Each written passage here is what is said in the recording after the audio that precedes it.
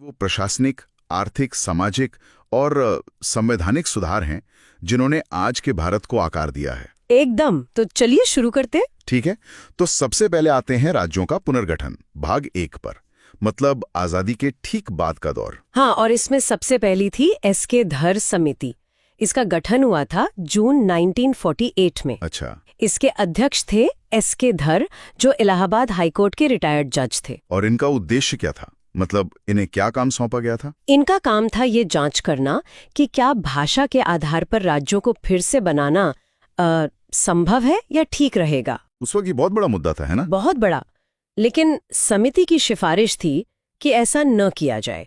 उन्होंने भाषाई आधार को पूरी तरह से अस्वीकार कर दिया। तो इसके बाद क्या हुआ? क्या इस सिफारिश को मान लिया गया? नहीं, दबाव बहुत था। तो इसी क्रम में दिसंबर 1948 में ही एक और समिति बनी, जिसे जेवीपी समिति कहते हैं। जेवीपी मतलब? जवाहरलाल नेहरू, वल्लभ भाई पटेल और पट्टाभी सीतारमैया। ये एक तरह की कांग्रेस समिति ही थी। अच्छा, तो इन बड़े नेताओं का क्या मानना था? उन्होंने भी धरा समिति की सिफारिशों का ही समर्थन किया। साफ कहा कि भाषा के आधार पर पुनर्गठन राष्ट्रीय सुरक्षा और एकता के लिए खतरा हो सकता है। तो मतलब शुरुआती दोनों समितियों ने इसे सिरे से खारिज कर दिया। जी, और इसका नतीजा ये हुआ कि मद्रास और दूसरे इलाकों में लोगों का असंतोष बहुत बढ़ गया। समझ गया। तो अब आते हैं इसके दूसरे भाग पर, राज्यों का पुनर्गठन भाग 2। जाहिर है सरकार को अपना रुख बदलना पड़ा होगा। बिल्कुल। दिसंबर 1953 में फजल अली आयोग का गठन हुआ। हाँ।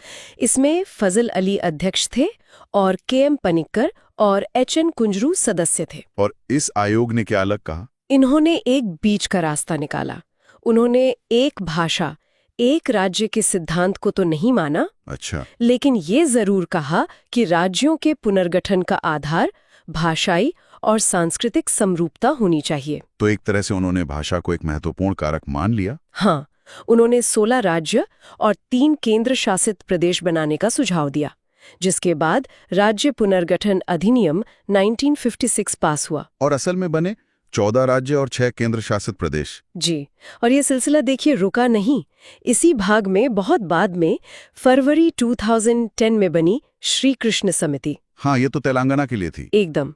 जस्टिस बीएन श्रीकृष्ण की अध्यक्षता में, और इनकी सिफारिश पर ही 2014 में तेलंगाना राज्य बना। चलिए, तो ये तो हुई राज्यों की बात। अब जरा लोकतंत्र की जड़ों की ओर चलते हैं।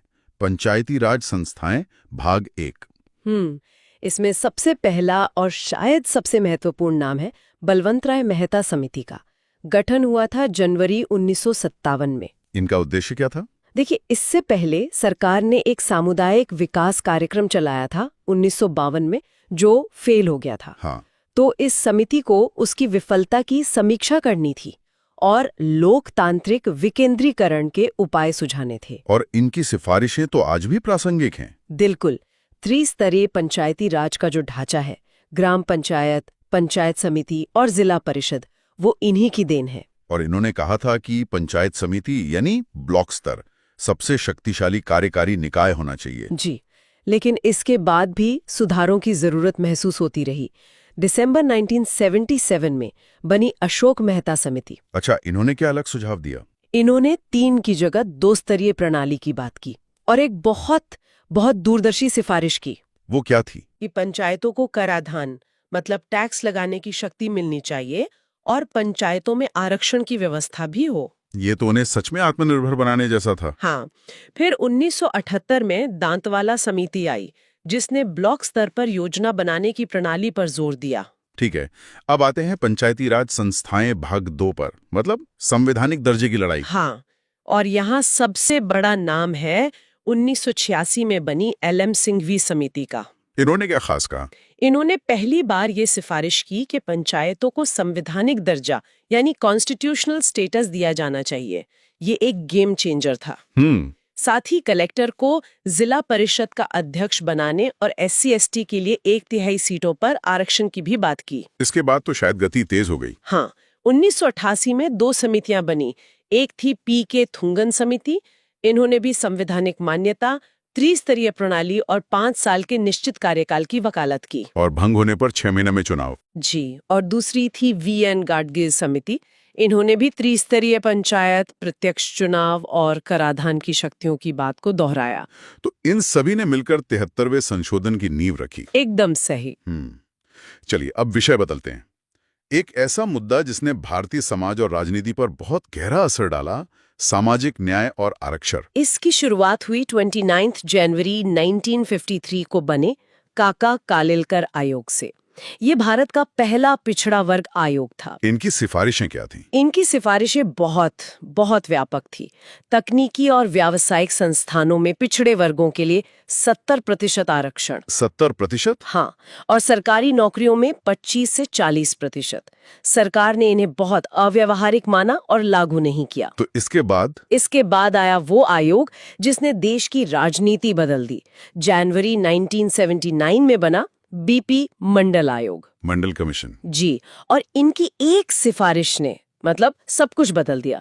सरकारी नौकरियों में ओबीसी के लिए 27% आरक्षण। और इसे 1990 में लागू किया गया, जिसके बाद देश में बहुत बड़ा आंदोलन हुआ। बिल्कुल, और इसी आरक्षण को लेकर जब सुप्रीम कोर्ट का फैसला आया तो क्रीमी लेयर का कॉन्सेप्ट सामने आया। हाँ, मतलब ओबीसी के भीतर जो संपन्न लोग हैं उन्हें आरक्षण का लाभ न मिले। उसी क्रीमी लेयर की पहचान के लिए 1993 में रामानंदन समिति बनाई गई। ठीक है, अब बात करते हैं शिक्षा और भाषा की। ये भी आजादी के बाद एक बड़ा सवाल था। बिल्कुल। 7 जून 1955 को बनी बीजी खेर समिति।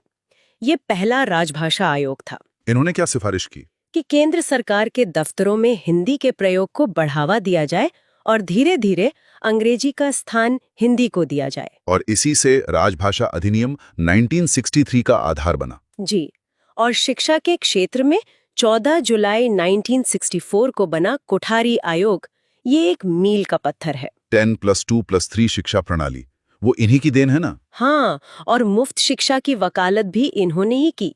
इसी आयोग की रिपोर्ट के आधार पर 1968 की पहली राष्ट्रीय शिक्षा नीति बनी थी। चलिए अब एक और महत्वपूर्ण विषय पर आते हैं, संघीय ढांचा और मौलिक कर्तव्य, केंद्र और राज्यों के बीच का संबंध। इसमें सबसे पहले 2 सितंबर 1969 को बनी पीवी राजमन्नार समिति। इन्होंने क्या कहा?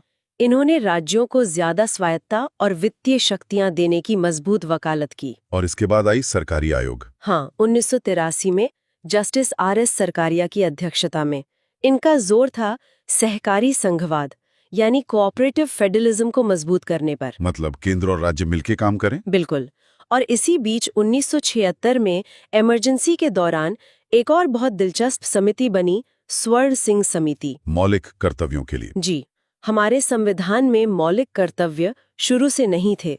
इसी समिति की सिफारिश पर इन्हें 42वें संशोधन के जरिए जोड़ा गया। इन्होंने 8 कर्तव्यों का सुझाव दिया था, पर सरकार ने 10 जोड़े थे। सही, अनुच्छेद 51A में। अब बात करते हैं एक और जरूरी पहलू की, चुनाव सुधार और भ्रष्टाचार विरोधी। और इसमें पहला बड़ा नाम है 1962 की के संथानम समिति का।